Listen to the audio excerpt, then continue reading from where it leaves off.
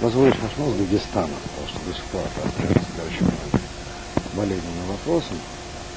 Мне приходилось слышать не раз от чеченцев, что ты привел войну на чеченскую землю.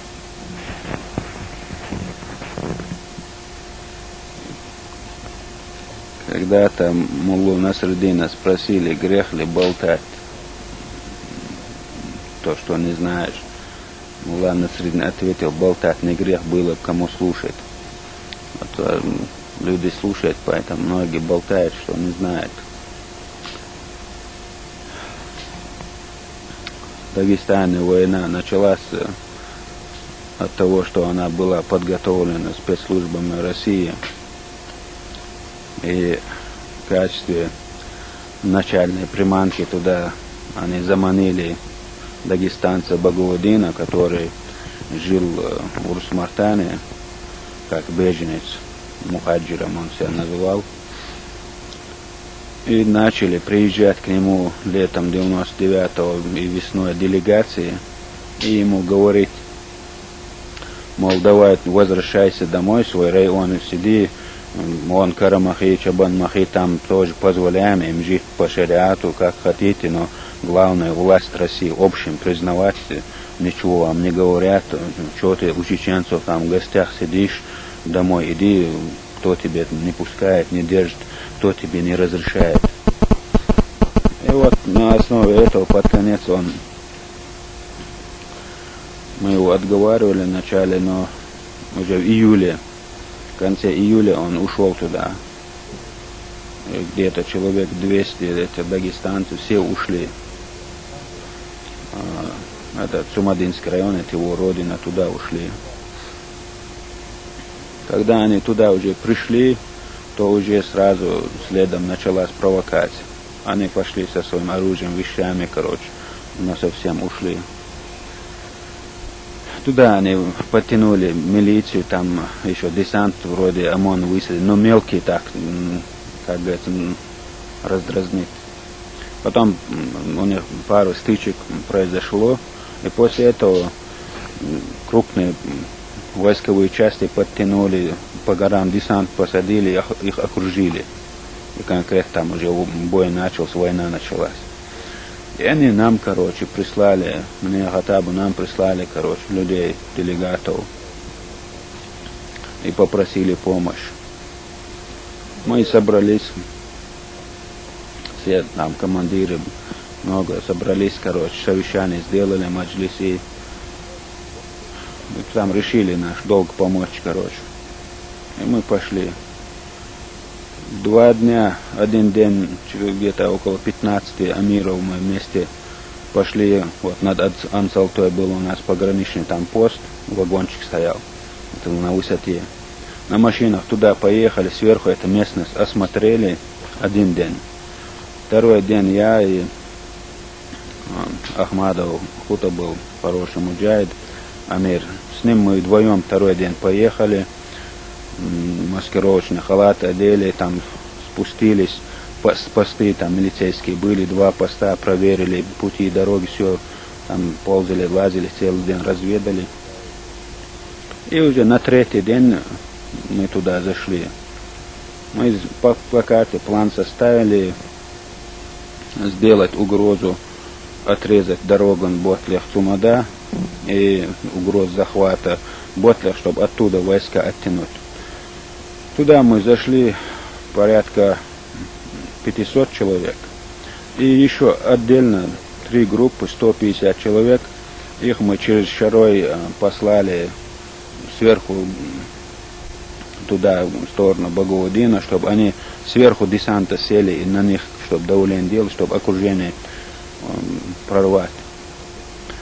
Через 10 дней примерно было, они окружение вышли, потому что оттуда 2 батальона даже не спустилось, там тоже у них паника была, и мы практически добились, что хотели. И как они вышли, 2-й день, через день мы оттуда ушли. Мы могли, если заранее подготовлено, что-то было бы, как говорят, мы нападение делали. Если нападение делать, то нападение можно было делать, не дожидаясь, пока туда подтянут, 4 батальона мотострелковых, пока 2 батальона десантные, еще перед этим рота была, еще артиллерии привезли, плюс ОМОНы, СОБРы, МВД, пока все силы туда не придет, мы могли, у нас мобильность была, люди под нашим началом были. В общем, так пришли мы. Потом второй раз они Карамахе, Чабанмахе, там началась бойня. Правда, когда уже туда Ботлер зашли, я приехал домой, предварительно поручил своим заместителям позвать дагестанцев и карамахинцев и других, кто более-менее там был. И у меня дома, дома у меня мечеть была, в мечети собрал я их. Это где-то через 4 дня, как мы зашли туда. 5 дней было так, когда мы зашли в Ботлер. Собрал их, я им сказал, давайте, так получилось, началось, если вы не подниметесь, это целенаправленная работа, вас завтра раздавят. Карамахинцы мне сказали, у нас договор заключен со Степашиным, мы нейтралитет, мы никуда, туда-сюда. Я сказал, это вы нейтралитет вас как жертвенных баранов сейчас просто раскормили, поймите, завтра с вас начнут. Они сказали, у нас нейтралитет, тем более мы вас предупреждали, мы имеем право не идти, вам помощь. Они ушли, но через день или второй день опять пришли, сказали, помогите, там у нас больше 700 женщин, детей, они их не упускают, мы, ладно, там сражались, мужчин, но они женщин, детей не упускают, убивают, помогите, И тогда мы опять посовещались, тоже пару дней вот так, практически операцию быстро сделали. Многие предлагали Хасавюрт, тоже захватить, мы могли это сделать, но невыгодно было. Опять наша задача была угрозы Хасавюрт захвата создать и определенный участок, это силы оттянуть, хотя бы это окружение расслабить там. Мы этого тоже добились, И причем очень большие трофеи взяли, много оружия, боеприпасов, И вот так, как карамахинцы из окружения ушли, опять через день мы тоже ушли из Новолакского района. Поэтому в той ситуации кто-то говорит, что я там войну занес, это все разговоры. Тем более мне оправдываться, нужды нету, потому что факты были налицо. Вот сейчас у всех на слуху село Бороздиновка.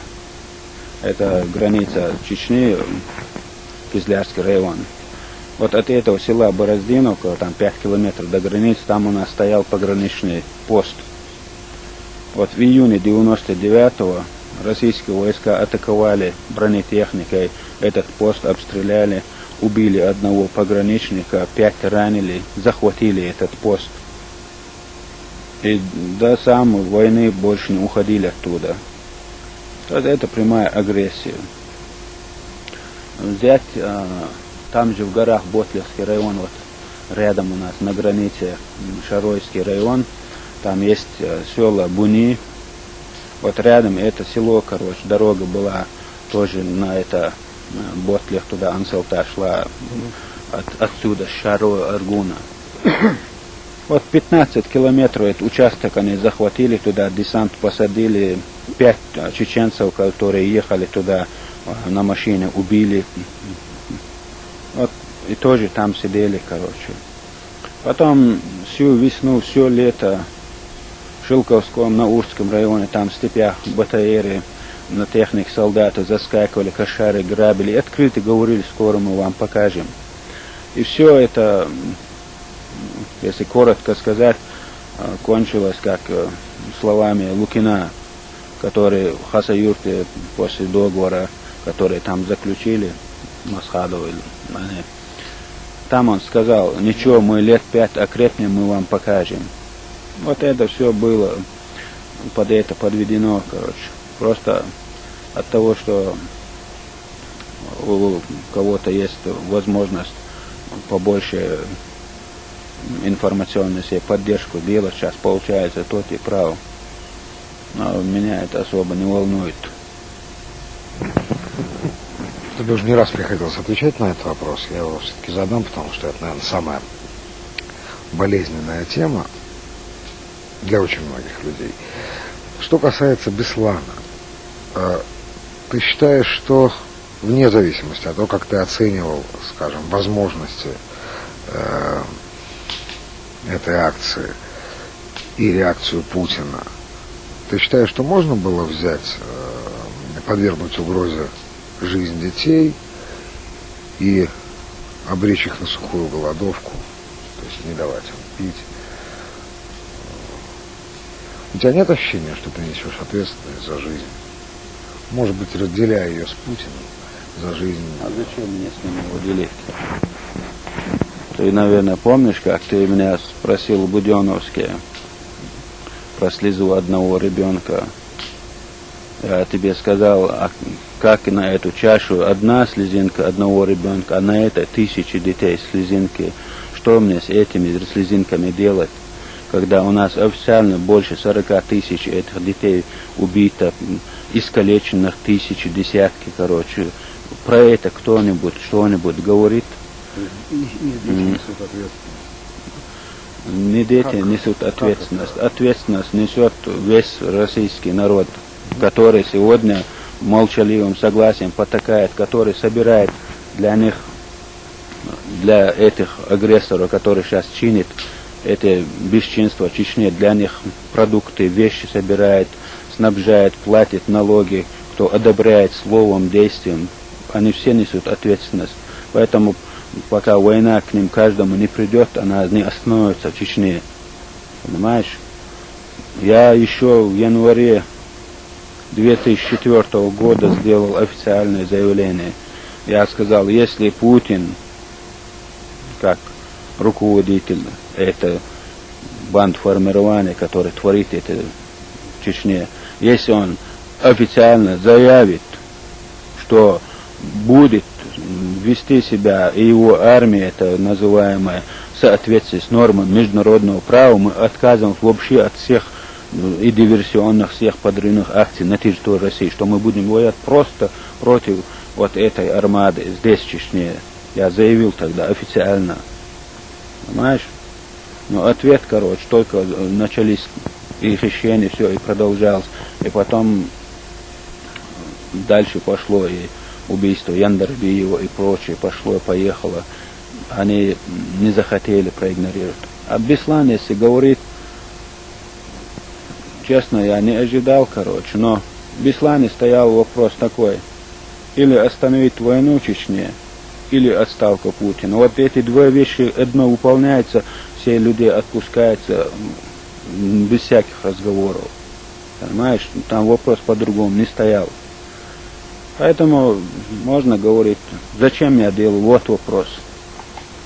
Чтобы остановить убийство еще тысяч чеченских детей, чеченских женщин и стариков, которых вот факты воруют, увозят, убивают, короче. Сейчас, ну ладно, вот Дока 75 лет его отец увели. Ну ладно, отец пусть. Но при чем, например, его тесть?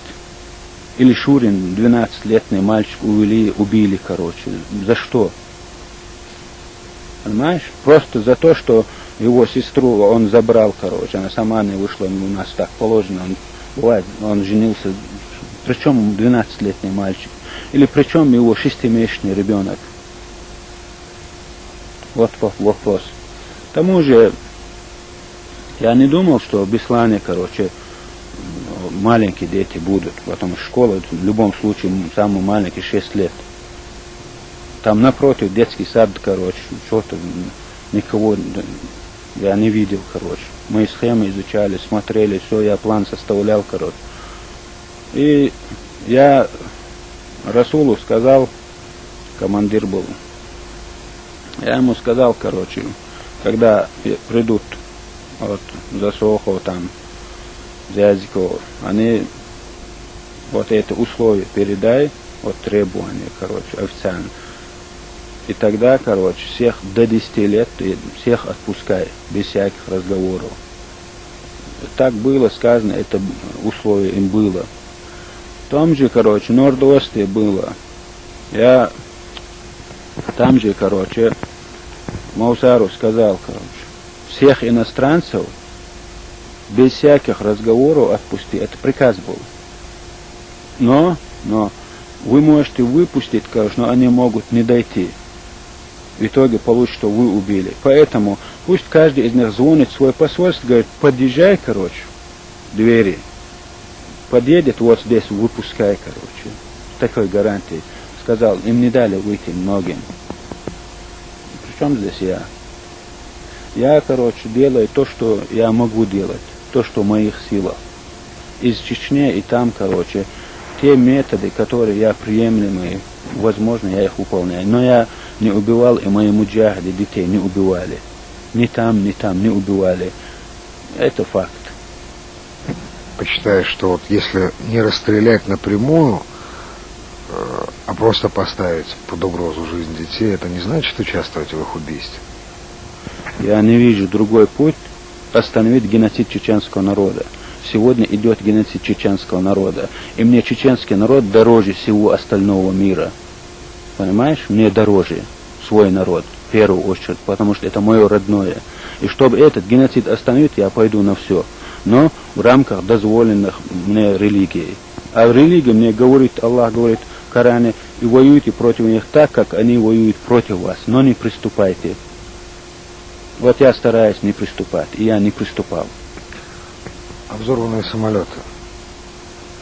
Они сами взорвались, как и сейчас в Москве свет сам отключился. А кто сказал, что они взорваны? Нет, где факты, что они взорваны? А почему их не взорвали? Почему, ты думаешь, их не подбили? Потому что там тоже условия те же самые были. Остановить войну. Зачем? Подумай сам. Ты скажи два слова подробнее. Скажи два слова подробнее. То есть они должны были захватить самолеты? Они должны были захватить самолеты. И требования поставить. Остановить войну. И не садиться. Пока, короче, там какой-то результат не будет. А они сразу были сбиты. Я другой не вижу причин, потому что они не должны были просто так взрываться. А сейчас они просто так взорвались.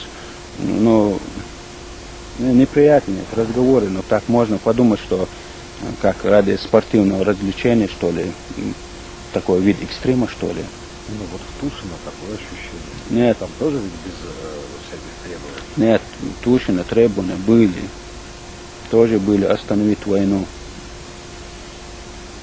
Когда, кем они выдвигали? А? Когда и кем они выдвигали?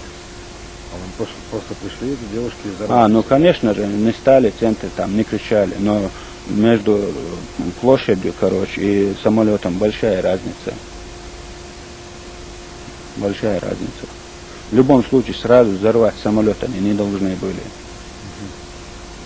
То, что они одновременно что взорвались, мне интересно.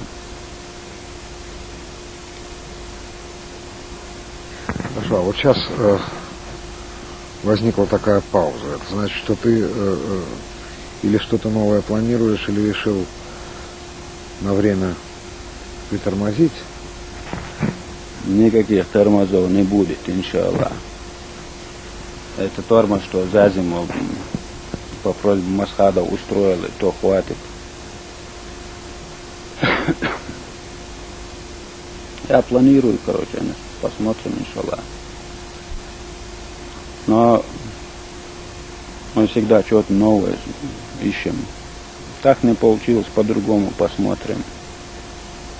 Но своего мы добьемся. А на что ты рассчитываешь? Ты все-таки думаешь, что посредством вот этих терактов можно будет вынудить к чему-то эту власть, к каким-то переговорам? Мне не нужны их переговоры. Мне нужно, чтобы остановился геноцид чеченского народа, чтобы этот оккупационный сброд ушел из нашей республики. Мне это нужно.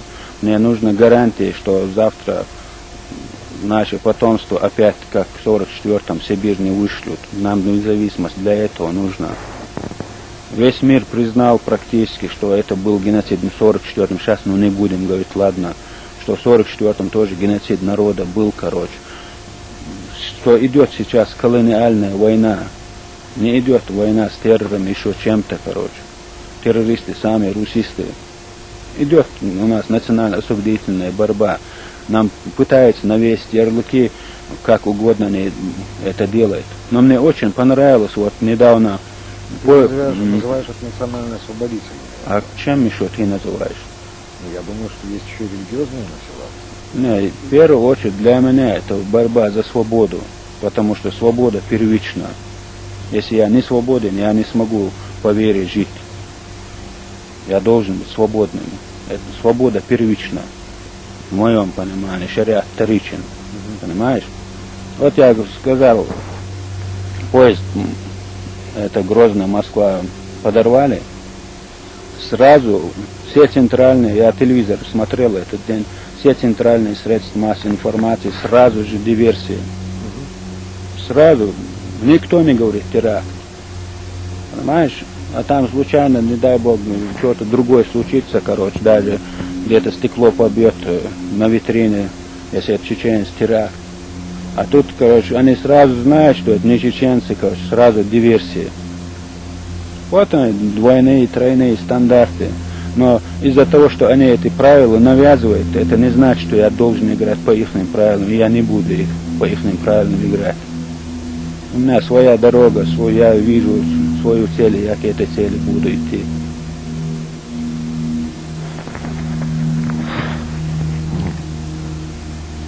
Да. Скажи, пожалуйста, а если выйдут российские войска, чего ты добиваешься, кому должна перейти власть в Чечне? И как вообще должно быть устроено будущее чеченское государство? Я могу объяснить, откуда идет. Я сразу вспомнились вот слова «власть принадлежит народу», короче, это... Я за власть никогда не боролся и никогда к этой власти не стремился. Я всегда боролся за справедливость и стремился к справедливости. Мне казалось, что ты в свое время пытался стать президентом.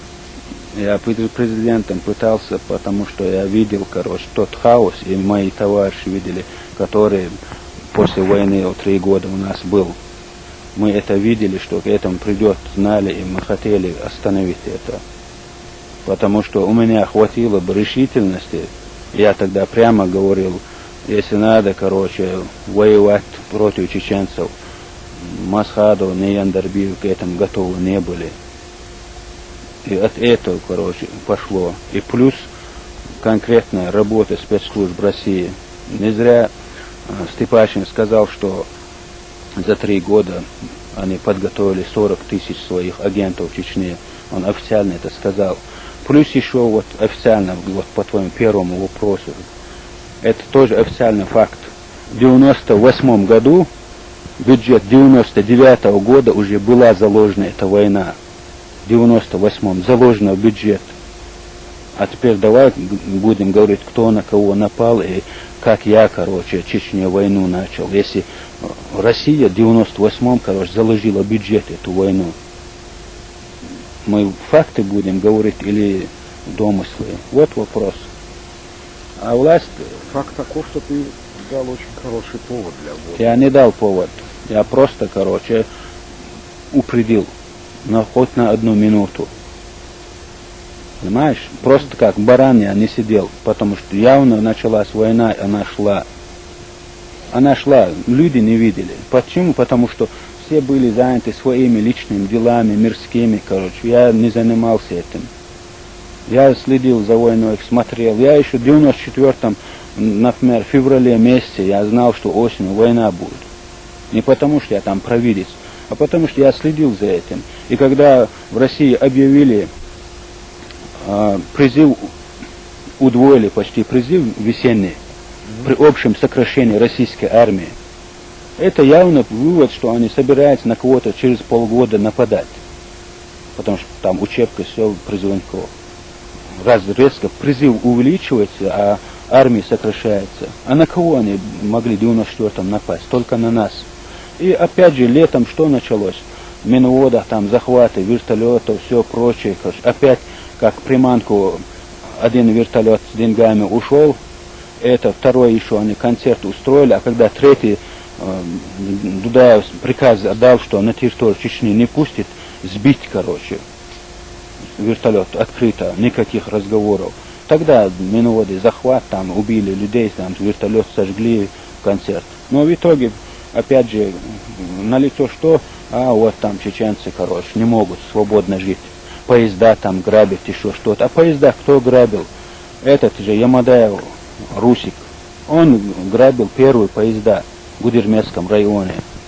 Ихняя банда грабила. Сегодня в Госдуме заседает. Понимаешь? Вот так это работает. Это Дениев, Адам, твои друзья, похитители. Они занимались убийствами людей. Я раньше говорил, причем подряд. У них банды были. Кого мы могли еще в 98-9 мы даже уничтожили, многих. Другие убежали в Москву и вместе с ним пришли. Сейчас эту войну мы многих их убили вместе с ним. Все эти люди там.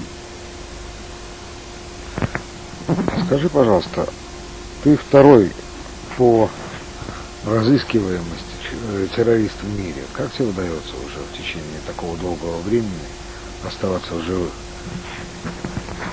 Я, во-первых, не второй, и, во-вторых, не разыскиваемый. Я сам их ищу, этих террористов, и по всей России, и буду искать, и буду находить, и буду наказывать. Поэтому не надо так говорить, меня ищут, я их ищу. Я почему спрашиваю? Очень многие люди задаются вопросом, да, как могут не могут найти Басаева, что это, заговор, он сотрудник ГРУ, что-то еще, но масса всяких версий, да? Ну, я на это прямо скажу. Вот те люди, которые, я недавно тоже, мне один человек говорил, там, на базаре он где-то был и слышал разговор, мол, они могут поймать, не хотят поймать Басаева. Вот я всем людям, которые так думают, прямо говорю, вы животные. Если вы не животные, значит, вы говорите неправду. Но если вы говорите правду, вы животные. Рабы самые настоящие. Потому что если вы позволяете, это я россиянам говорю, если россияне позволяют своей власти вот так, устраивать над ними резню, геноцид, войны, я, с ними, если заодно, если российская власть позволяет, и если эти россияне знают это и молчат, они рабы и последние животные, и с ними можно так делать, и еще хуже можно делать, если это так. А если неправда, то лучше, признать, что они хотят, просто свою трусость, свою, как бы сказать, помягче, свое малодушие прикрыть этим. Потому что любой здравомыслящий человек сегодня обязан сегодня, стать на сторону справедливости. Любой нормальный, свободный человек. Но если человек сегодня признает, да, там чеченцы, они правильно воюют, они за свободную, у них справедливость, тогда вопрос встает, а почему ты сам, за это не встаешь? Уже ответственность. Но если он говорит, это Басаева не все заодно, тогда автоматически с него он сам себя обманывает. Он снял с себя эту ответственность. Вот и все. Но все-таки я не верю, что за тобой не ведется охота, да, постоянная, ежедневная, и что тебе не приходится как-то выходить из разных сложных ситуаций. Честно говорю тебе, я не чувствую за собой никакую охоту, но я воюю, я нахожусь на войне. В любой момент, да, сейчас я могу умереть. В этом году у меня несколько раз была возможность умереть. 2 раза меня травили, много стычек было, но мой срок не пришел. Мой срок придет, я и без российской армии, без всего этого мира так умру. У каждого свой срок. И это лишний раз подтверждает, что Всевышний, как сказал, если мой срок придет, что мне Аллахом предписано, я умру. И весь мир, короче, не сможет мне навредить, ничего сделать. Также, короче, если мне что-то хорошее предписано Аллахом, мне это будет, и весь мир не сможет мне помешать.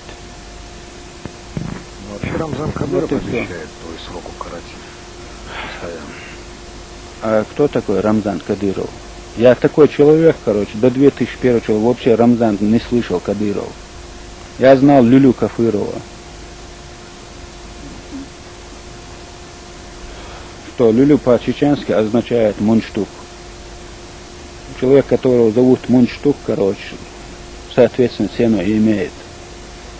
Он может говорить что угодно, но у нас сейчас по этому поводу в Чечне говорят, поросята хрюкает, джихад идет. Пусть этот поросенок хрюкает, посмотрим, кто кого убьет и что будет. Единственное, что мне нравится и с чем я согласен с его отцом, так это он выдвинул лозунг, дал пусть победит справедливость, правда. Вот это я поддерживаю.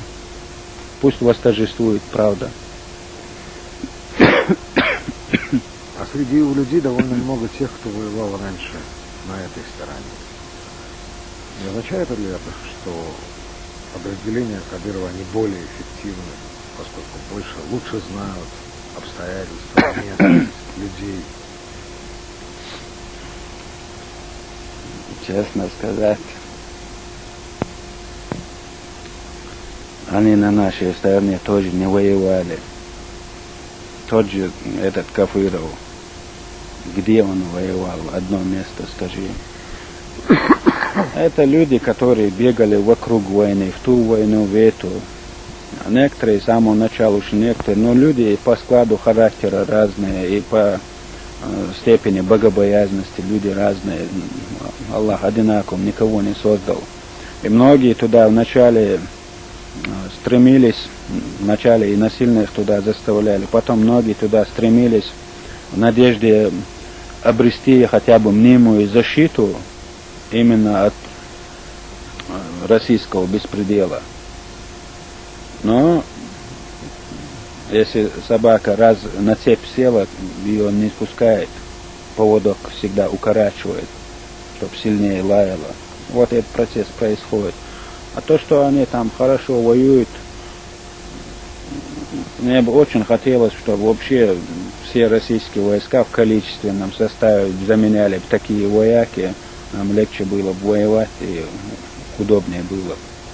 Но все самое плохое в том, что это так называемый процесс чеченизации, он успешно вот за счет этих тварей используется. Именно за счет. Сейчас уже про геноцид и про беспредел, устраиваемый российским сбродом, здесь никто практически не говорит. Хотя сейчас, короче, процентов 60, короче, похищений, убийства, без несудебной казни, все это на счету российских войск. Процентов 30-40 на Кафыровых, Ямадаевых и прочих. Но сейчас по рекламе все 100% на них. Они свою работу делают, знаешь. И про них Ермолов сказал, которому сейчас при Кафыровых поставили на Уре памятник. Он сказал, эти чеченские милиционеры самая ненавистная нами, ничтожнейшая часть этого разбойничего чеченского общества. Но мы используем их, чтобы сеять между ними рознь и вражду, и поэтому они нам нужны. Вот эти слова обо всем говорят. И об их воинской, так называемой, доблести и прочем. И об их геройстве.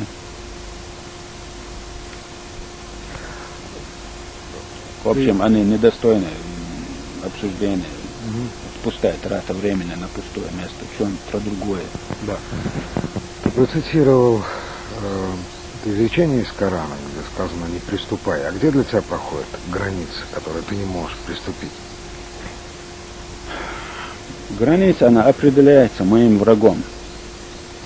Вот. Что он делает, короче, что я могу делать, но это не значит, что я должен это делать. Поэтому, в частности, например, вот Докка, короче, они это не делают, они могут это делать, но не делают. Я могу, я делаю, короче. Вот она, граница. Я не такой смелый, короче, что можно подумать, если я такое делаю. Я боюсь Аллаха, я боюсь ошибиться, короче. И мне не безразлично все это, что получается, не получается, короче. Но я еще раз говорю, мне мой народ дороже всего остального мира сегодня, дороже. Если вставить на эту грань, мне дороже. Потому что если, я еще раз говорю, если за что-то наказывает за справедливость, я сам первый, короче, я сегодня чеченцев убиваю, национал-предателей, которые приступают в наши законы, которые повинны в геноциде чеченского народа, я их убиваю и приказываю своим муджахедам. Чеченцы тоже разные. Но я еще раз говорю, если заслуженно что-то есть, в любом государстве, в любом месте, в любом обществе должен быть суд. Но без суда и следствия, несудебные казни устраивают просто геноцид из-за того, что у России есть атомная бомба, у меня ее нету, пока это ничего не значит. Меня этим не остановить. А какие ты чувства испытывал после Беслана? Честно сказать, шок я испытывал. Клянусь, я не ожидал этого. Самое главное, от Засохова не ожидал этого. Потому что я был о него очень хорошего мнения. Я думал, он просто самостоятельный человек. Потому что так посмотреть и внешне его поведение, говорили, что у него есть что-то, вот достоинство, собственно, что-то вот думал. Но сейчас говорить уже как-то непредвзято, не получается это. И второе, короче, я еще раньше говорил, я не думал, что Путин такой кровожадный, эту кровожадность проявит. Не думал я. Потому что я думал, если в самом жестком варианте, чтобы у них не было времени там оттянуть что-то там, как Норд-Ост и Газ, еще что-то придумать против детей, они хоть не сделают это, такой вариант был. И к тому же, чем острее, короче, эта боль, она, нерв тоже боль, чем острее, тем быстрее, короче, доходит до всех. Я думал, это подействует. Но пока не дошло. А вот акции аналогичные Беслану, Норд-Осту, они могут повторяться? Конечно, могут. Пока идет геноцид чеченского народа, пока идет этот беспредел, все может. Ну ладно, я плохой, короче, бандит, ладно, террорист, короче. Но что такое, смотри, если вот сейчас Бороздинов что сделали, это дагестанцы, село одно, нейтральные люди. Там этого лесника убили наши муджахеды, которые в этом лесу рядом с этим, вокруг этого села, по всей реке Терек, там большие леса. Как и во всех лесах у нас там муджахеды. Это лесник еще в прошлом году две группы российских спецназовцев на нашей базе вывел, короче, там 3 муджахедов погибли, ситуация была. И его за это, короче, уничтожили. Ну ладно, если уничтожили, пойди в лес, поймай этого чеченца, но причем этот аварец, 75-летний старик, за что его сжигать? Нет, по какому это закону? Я вот говорю, ну ладно, я террорист, но они кто тогда? Если они установители конституционного порядка, и если они антитеррористы, то я плевал на все эти установки, на все термины. И на весь мир я хочу плевать, если этот мир на меня плюет. Но если этот мир мне какой-то говорит, вот эту норму, вот этот закон, давай договоримся придерживаться, я согласен. Сегодня всем под нос суют так называемое международное право. Мы придерживались его, мы сегодня готовы придерживаться, и мы заявляли, и сейчас я заявляю, и другие все наши лидеры заявляют, пусть наш враг придерживается, мы тоже придерживаемся. Хотя вот наш Масхадов, например, всегда придерживался, но все равно на него этот ярлык вешали. Он, ну как Дон Кихот он был. Но что получилось в итоге? Его труп забрали, короче, как террориста, не отдадим туда-сюда. Так дело не в том же, а в том, что на его могилу, короче, люди будут приходить, короче. Они от этого его труп унесли. Масхадова семья труп обратно просит. Зачем? Пусть ему кепчут пошлют, пусть покушает, а не подавится им. Не в трупе дело. Понимаешь? Но если говорить о законе, те же, короче, огнеметы, что в Беслане по школам стреляли, до сих пор чеченские дома, ингушские, кабардинские, дагестанские дома, эти огнеметы до сих пор стреляют, несмотря, есть там женщины, дети, короче. Где эти спецслужбы, которые могут работать, хваленные альфы, вымпелы, нету их, понимаешь? Они против безоружных людей с дубинками и пулеметами, они вояки, там толпу разогнать, короче. Но сегодня, когда танк приводит, а танк тоже по закону не могли до сих пор, сейчас задним числом узаконили. Танки это вооруженные силы, при армии применяют внутри государства. Если они называют государством, что такое? Ладно, опять же, я немножко, извини, злой, короче, как говорится, не спал я поэтому. Но вот тоже очень интересно. Ладно, Чечня это единая, неделимая часть России, короче, такой заботы идет. Ну а где факты? Вот смотри, за это 6 лет, короче, что они в Чечне построили, что отремонтировали. Ни в бюджете, нигде ничего не вкладывается, никакой строительства, ничего нету. Никакой завод, фабрик. А так кто делает? Только временщик. Они знают, что рано-поздно все равно им Чечню придется оставить. Они знают, просто, короче, сейчас на волне они, как говорится по-русски, по-блатному, они себе бабки срубают. Все, больше ничего нету. Они деньги срубают от генералитета до Путина. Потому что не надо на слова смотреть. Я привык смотреть на дела. А дела такие. Ничего нету. Что они в Чечне, короче, там бюджет туда-сюда, так это ворованная у нас нефть. Там 51% Роснефти отдали, еще куда-то отдали, плюс налоги, короче. Вроде отсюда забирают, потом часть из них, не все, еще отдельно отдают, и еще, короче, недовольные, вот там Чечня много просит, короче. А эти наши там шавки, которые сейчас у кормушки в Грозном сидят, они, короче, еще там, чуть удлините нам цепочку, короче, мы хорошие жучки. Вот и все факт. Где хоть что-то, строительство, хоть одно, ничего нету, понимаешь? Даже что мы до войны делали, когда цены, короче, на нефть тогда были, чем сейчас, раз, наверное, 8, короче, ниже. В 98-м они за тонну $81 цена была. Сейчас под $300-400, что ли, за тонну. Какая разница? Даже тогда мы больше, короче, восстановление разрушенного хозяйства все делали. Сегодня ничего это не делается, это факты. Почему? Потому что так поступает временщик.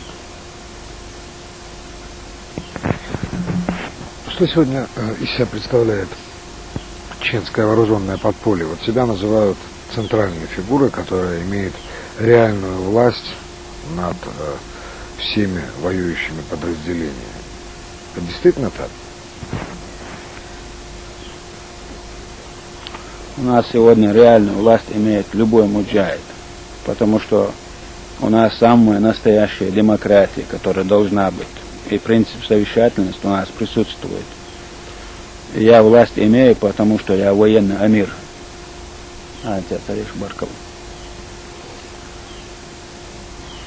Сегодня, если говорить о чеченском сопротивлении, это не подполье, потому что у нас не то что город подполье, у нас в горах крупные отряды, и мы никогда не покидали горы и леса, короче, и круглогодично идет война.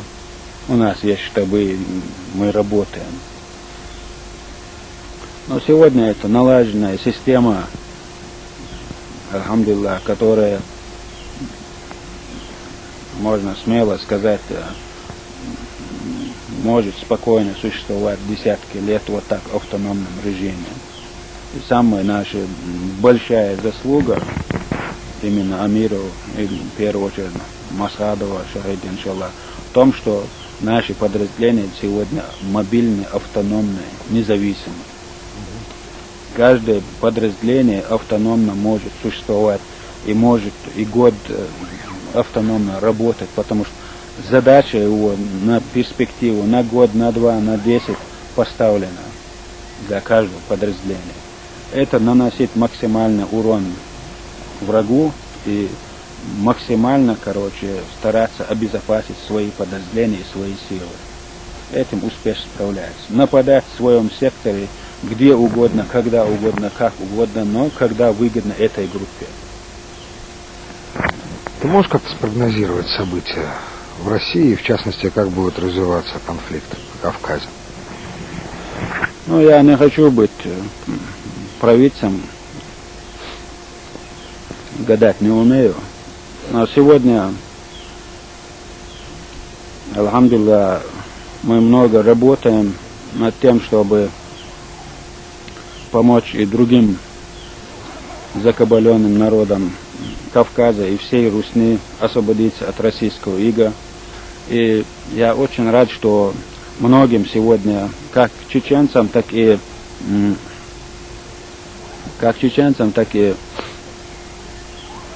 другим представителям других народов пришло ясное понимание того, что только сообща, только совместными усилиями можно освободиться от многовекового колониального рабства, от зависимости от России и обрести свободу. Этой цели посвящена часть моей работы. Что джаматы по соседним республикам, по республикам не только Северного Кавказа, это серьезная сила по твоей оценке? Серьезен даже просто один человек, если он четко знает, что ему нужно, и если он знает, что ему делать и как делать. Даже один человек серьезен, не говоря о целых джамаатах. Когда говорят джамааты, кто подразумевает их как одну единую целую структуру. А джамааты, они разные, это перевод как община, как группа. Любая группа это джамаат. И наше преимущество сегодня, именно от чеченского руководства, наше преимущество в том, что сегодня, все мусульмане России и Кавказа по шариату должны, обязаны нам, хотят, не хотят, обязаны нам помогать и должны нам подчиняться, пока идет война. Вот этим, мы пользуемся и от этого стараемся извлечь максимальную пользу для нас всех. И по этой части мы работаем. И результаты, иншаллах, будут.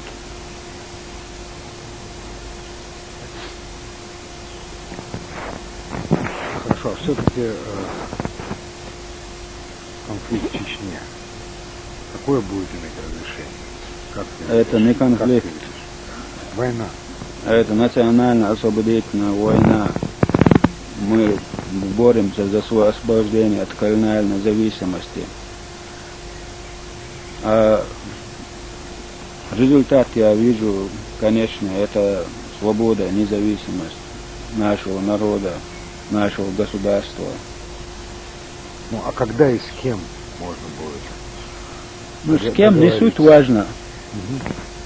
С кем не суть важно, договариваться. Но главное освободиться от российского ига.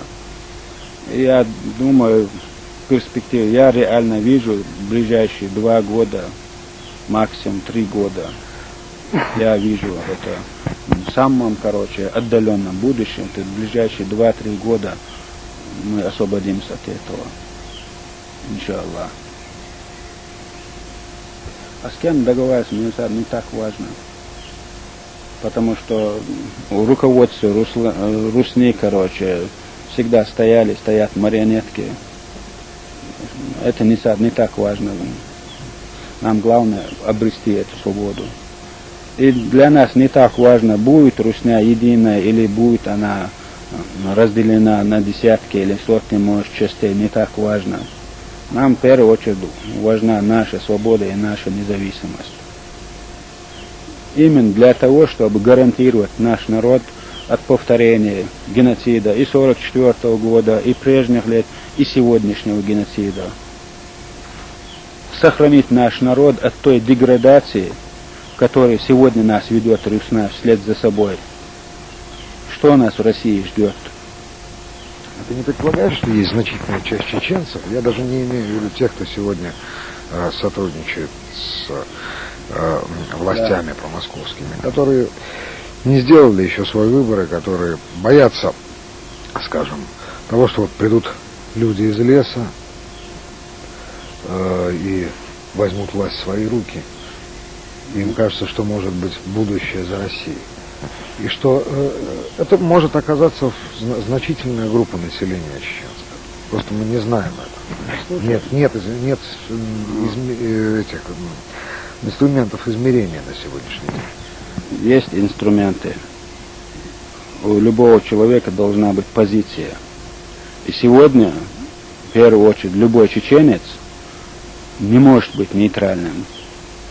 Если он мусульманин, тем более, если он мужчина, если он мусульман, он не может быть нейтральным.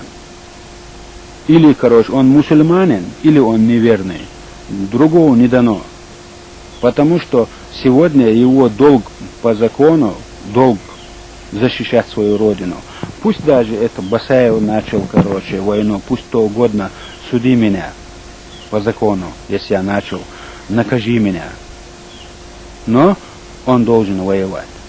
То, что сегодня там Кафыров и прочие шавки говорят, что там они с ваххабизмом борются, с чем-то другим борются, Но это яркий пример, вот, например, показали многие из наших братьев, которые участвовали в этой войне, которые до войны, с джамаатами там и воевали даже, дрались. Но когда война пришла, они вместе вышли против агрессора.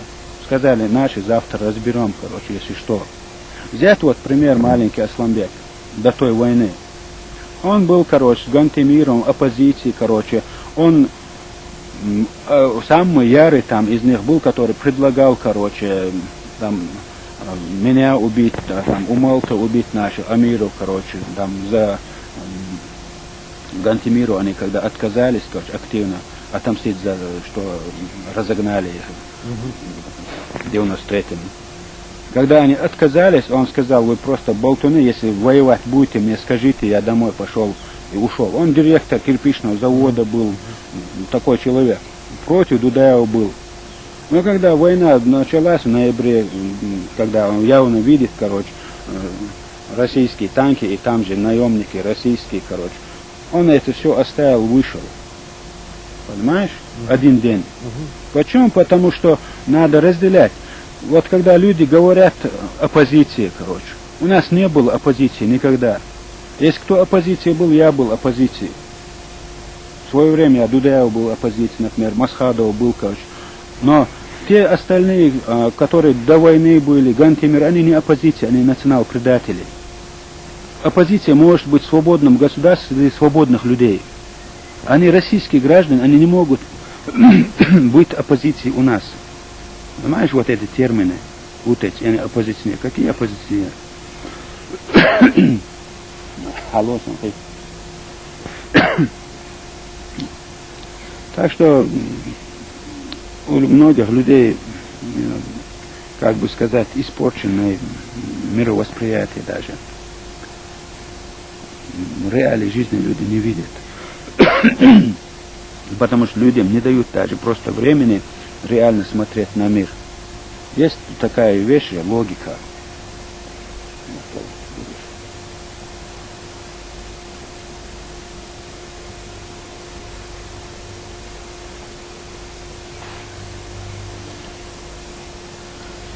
Хорошо.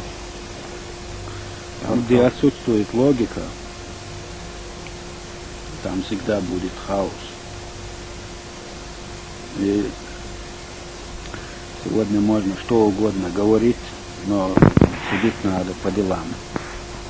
А дела говорят о том, что сегодня здесь идет национально-освободительная борьба за свободу и независимость, о том, что попытки именно сегодня удержать нас, идет открытый геноцид нашего народа, И это идет с молчаливого согласия всего мирового сообщества, а иногда из одобрения, под лицемерное иногда беспокойство. Но если сегодня, как говорится, спасение утопающих, дело рук самих утопающих, то мы за это принялись, короче. Но в то же время, почему мы сами себя еще спасаем, короче, еще кому-то объяснять, доказывать, короче, если на это будет утрачено время, короче, то мы много потеряем, короче. Много, именно, в первую очередь, людских жертв у нас больше будет. А сколько, кстати, вот именно сопротивление обстрелу маджахедов за годы войны? Кто-то вел какие-то подсчеты приблизительно? Я командую, я веду подсчеты. У нас 99 по март 2000 год, вот в этом промежутке у нас было где-то 2300 вот так погибших муджахедов. Потом за весь 2000 год у нас было 375 погибших было. В 2001 было тоже около 300. В 2002 уже 200 чем-то было. А вот 2003-2004 у нас было по 180-190 человек за год погибших муджахедов. А какова в целом численность сопротивления?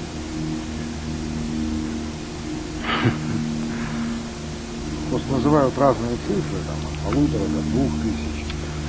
Ну, недавно там некоторые 20 человек говорили. Я знаю реальная численность, но конкретно не хочу я говорить. Сегодня воюет весь чеченский народ. Потому что если весь народ не воевал бы, то, что несколько тысяч муджахедов, которые сейчас по горам и по городам, под полем, ничего не сделали. Весь народ, несмотря на эти жестокости, зверства, весь народ сегодня в строю и весь народ воюет. Но я тебе скажу, сегодня у нас 6 фронтов и 35 секторов военных. Дальше сам думаю. И в каждых секторах, короче, и некоторых до десятка, а некоторых пару десятков групп. Это штатная структура вооруженных сил.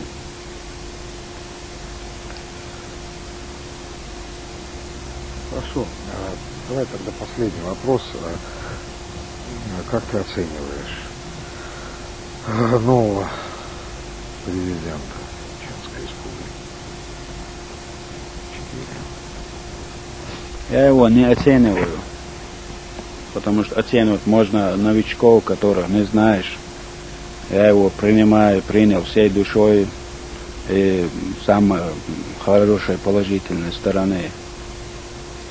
Оценивать я не собираюсь, не оценивал его, потому что я его знаю как минимум лет 10. Ну, у вас с ним нет таких разногласий, какие были с Масхадом? Ну, после гибели Масхада у нас были с ним небольшие разногласия по поводу, кто должен быть президентом. Он считал, что я должен быть. Я считал, что он должен быть, чтобы именно соблюдать закон и соблюдать наши договоренности, договора. Вот это разногласие у нас было. Может, оно к лучшему стало президентом? Почему к лучшему? Это и лучше для меня в любом случае. Потому что я свободен, в первую очередь. Если я был бы президентом, мне пришлось бы, может, от многого отказаться, многое стерпеть, короче, многом себе отказать. А сейчас я могу больше то, что я не могу, будучи президентом. Это во-первых. Во-вторых, это очень-очень большая ответственность. Но и та ответственность, которая сейчас на мне находится, и то мне через край. Я воюю не ради власти. Вот и все.